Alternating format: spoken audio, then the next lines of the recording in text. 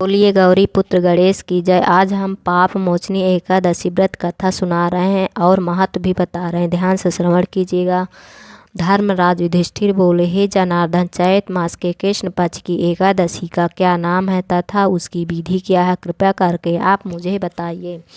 पाप मोचनी एकादशी व्रत कथा, ध्यान से श्रवण कीजिएगा।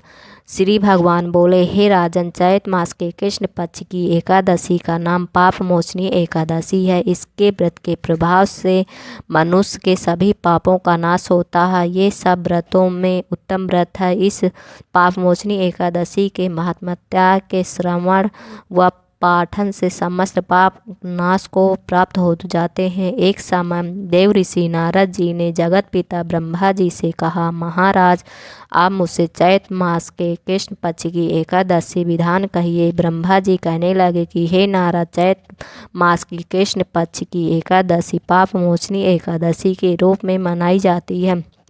इस दिन भगवान विष्णु का पूजन किया जाता है। इसकी कथा के अनुसार प्राचीन समय में चित्ररथ नामक एक रमणीक वन था। इस वन में देवराज इंद्र गंधर्व कन्याओं तथा देवताओं सहित स्वच्छंद विहार कर रहे थे।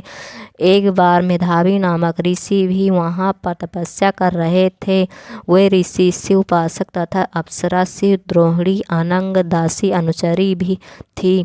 एक बार कामदेव ने मुनि का तप भंग करने के लिए उनके पास अंजुघोषा नामक अप्सरा को भेजा और युवावस्था वाले मुनि अप्सरा के हाव भाव, नृत्य, गीत तथा कटाओं पर काम को मोहित हो गए। रति क्रीड़ा करते हुए 57 वर्ष व्यतीत हो गए।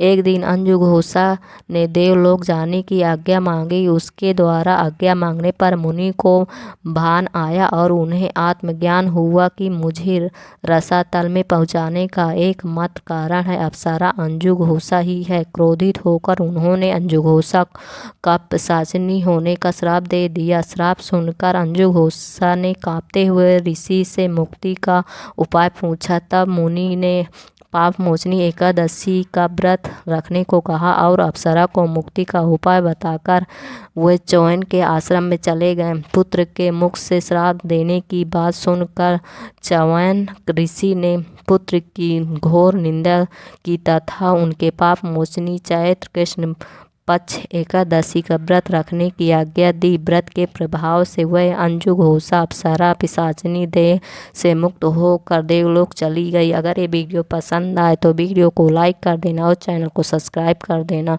कमेंट में जय हरि लिखना ना भूलना।